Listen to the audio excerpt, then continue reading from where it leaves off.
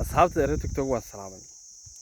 واحد يجي شيء ما أنت حكي شيء سنة أرتو عندك كسر سلام يا كلا كسرات الصومالي أما الصومالي قبل ذلك تقنن حود بالبرواقع ونمعض يبرواقع كده هذا كسر سلام يا وعصر لي قعدنا وشيء عصر صلى أما عاد وتعاصر خاص إذا كان مغنس ما فهمت واحد يقول فرحان هاي كبرت ما حد يجي شيء كسر ولا أنا مرة على الأرض waxa laga yaabaa London iyo Ingiriis iyo Canada iyo Mareykanka iyo Siinaad waxa sharaabka casiirka ah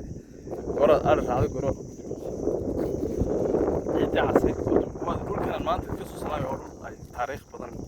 iyo magaran saay raahday waqti badan ku baxay oo heeso badan oo dhageysatay artana ya amuud si qaad cirka ka dalmo maqashay ya ma maqashay gabay kale ilaala ana raahday تريني يا أفكي تاد من الكم الدرير شان الدولاب اللي قصوا ولا دور كان مانها قبل كلام كاميرا يسوي كذا سلو كلام مرسين جيل كعب بعيد حكم على الحين يلا تمام غش هي صب ده ما أروح كمان تاني كيف السلام يوم أيكم بحي وأروح كيسين وقول بدنا كل شيء وياه ها ما فهمتين نادي يسيل الشغل عند يرا سلاني جيلي ساعي جيل يندكيسي مكان ساعي وانا marka akhiran aan geelahay laba baahan bi Soomaalidu oo ma iskala xal ku wada duwan waxaad iga sheekaysaa wali inta hawd ari ku raacday saas oo kale oo asar leeqado la joogay ya ma kugu dhacday waxaan leeyahay dadkii magaalada iga dambeeyay ama hargeysa aan kaga imiyo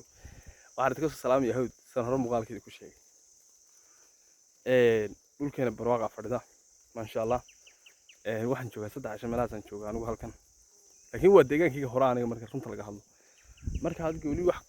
ma timi halkan oo geel ma ku raacday oo xasuus hore ma kugu leeyahay oo deegaanada iyo ciida cas halkee deegaankaagu yahay war nooga soo sheegay muuqaalkan asxaabta TikTok baan la wadaagayaa bar YouTube aan la yiraahdo Cabdirasaaq Maxamed page-kayga YouTube-kayga Caawil official baa la yiraahdaa soo subscribe ku soo biira war ma fahantiin dilaan dheer geeli siyaariga la joogo halka aad ka soo salaamay